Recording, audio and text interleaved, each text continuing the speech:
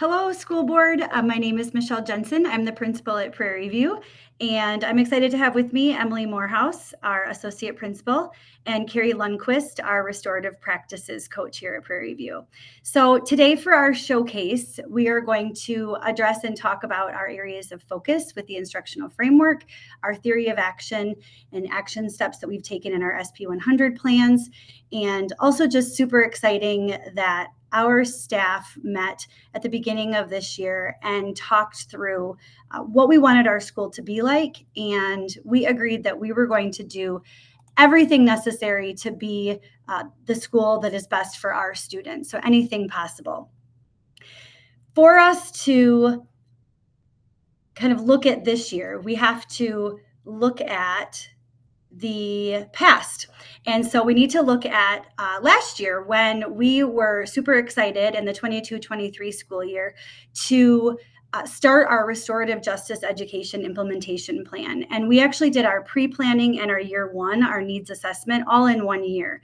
And throughout last year, we, opened a new configuration of a school. We hired our restorative practices coach, Carrie, who is on here.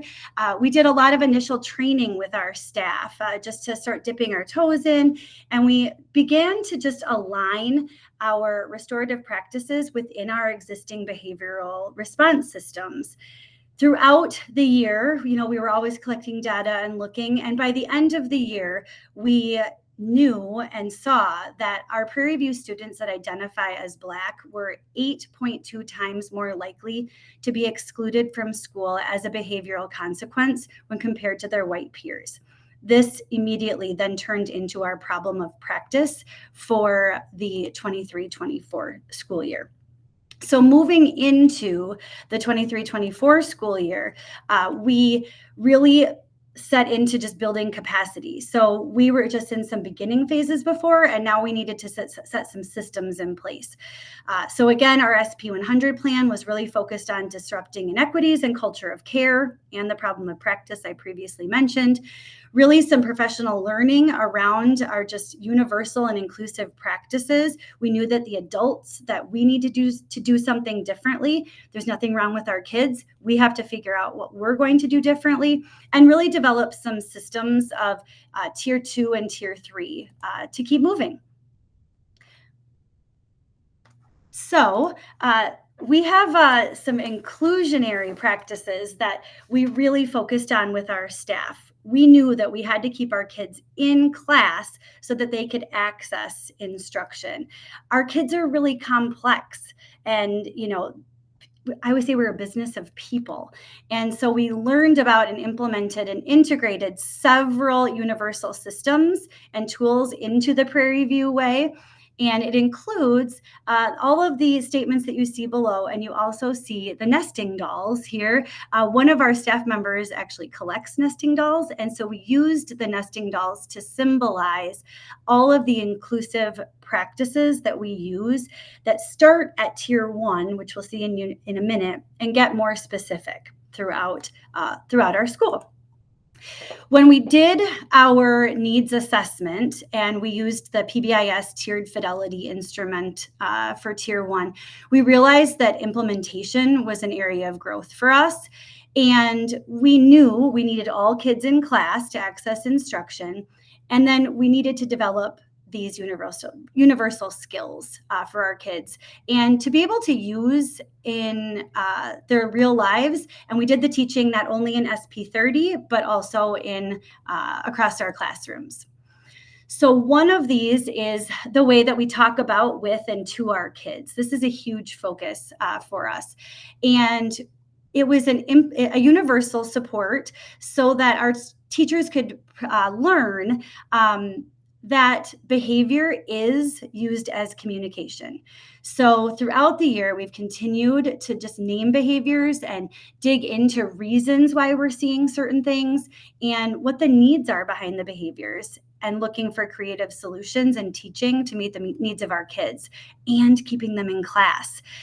What you see in the green boxes up here is an exit ticket from one of our professional learnings where our staff were naming what they're going to do to make sure that our classrooms and their conversations are culturally responsive and that we're meeting the needs of our kids as best we can. Move on to the next nesting doll.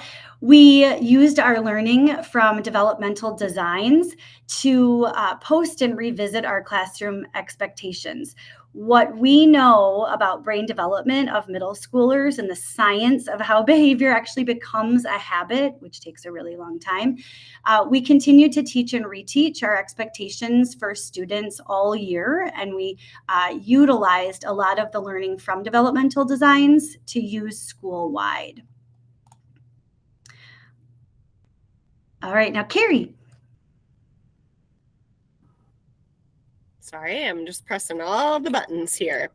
So this is where my role comes into play. Through our work with RJ Ed, we realize the importance of building a culture of care within our school and our classroom communities. So we started last year and then continued this year having community circles and SP30 on Mondays and Fridays. So that means school-wide, all staff and students are accessing community circles on Mondays and Fridays. Then additionally this year, 57% of our teachers are using community building circles outside of SP30. So that means those students are getting community building activities and circles in their content classes. With different electives teachers and their core teachers, and just further building that community. Again, going with our nesting dolls along with that.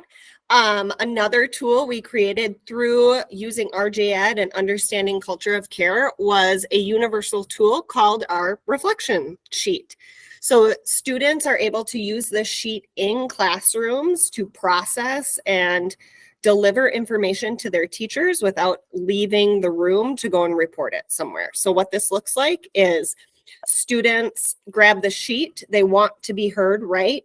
And so they process and write down the answers to the questions of what happened and what they're trying to relay their message to. And what this does is it creates creative, independent thinkers, and students are now initiating problem solving on their own as opposed to running to an adult and having the adult solve the problem for them. You can see on the screen here, we have a couple examples of completed reflection forms. And in these, you can see that the students, after processing, noted that they actually didn't need any action taken further. They just needed to be heard and process the information that was happening. Our next universal tool is called the Zone, and the Zone was new this year. So the Zone provided a place to reflect, make a plan, and restore for a place for students to kind of like start and relaunch the day. So what this looked like was they used the reflection tool that you saw on the previous screen, filled it out. We use that tool to kind of triage and decide what does the student need. And then often what it meant was the next day, the students started out in the Zone and they were able to either process with an adult, meet with a teacher that maybe they had a conflict the day before, process with peers, and make a plan so that that day could be better than the one before. This year, also, we had 175 uses of the Zone this year. So that those are not tied to behavioral referrals. That's just like 175 accesses to the Zone and that processing place. All right, so our tier 1 outcomes with our spring data is that on our school perception survey, our students, an area of focus was I have skills to solve conflicts and overcome differences. Whole school, we moved from 79% to 92%. And for our students that identify as Black, we moved from 72% to 91%. So the skill building and the teaching universally in tier 1 is sticking, and our kids are feeling some confidence there. Also, this is really cool. We had 530 restorative actions that were not tied to a behavioral infraction. So these were things that happened preventatively so that we could meet things head on and then not have to have different kinds of consequences. So that was amazing. Emily. Okay, I'm going to talk a little bit about our next areas that we assessed. And you can see that the nesting doll is getting smaller because these areas are becoming more intensive for our students. So we looked deeply at our Tier 2 and Tier 3 intervention systems. And we learned that much of this work is already being done, but being done in silos, and it's not being communicated across all parties that may support a child.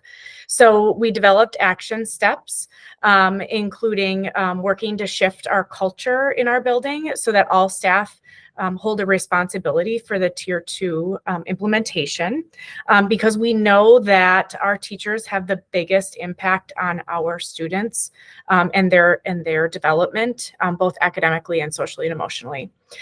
We also needed to determine which interventions were going to be used in Tier 2 and what the data rules are going to be for students to move in and out of Tier 2. And finally, we needed to dedicate time for regular meetings to make sure that we have time set aside that we can dig into supporting these students. So one example of a Tier 2 strategy is our work around our student goal setting for both academic and social and emotional goals. So developmental designs highlights the importance of students knowing what they're working on and why. And it also teaches us that we should focus on one goal for up to 6 weeks in order for change to occur before jumping to another goal.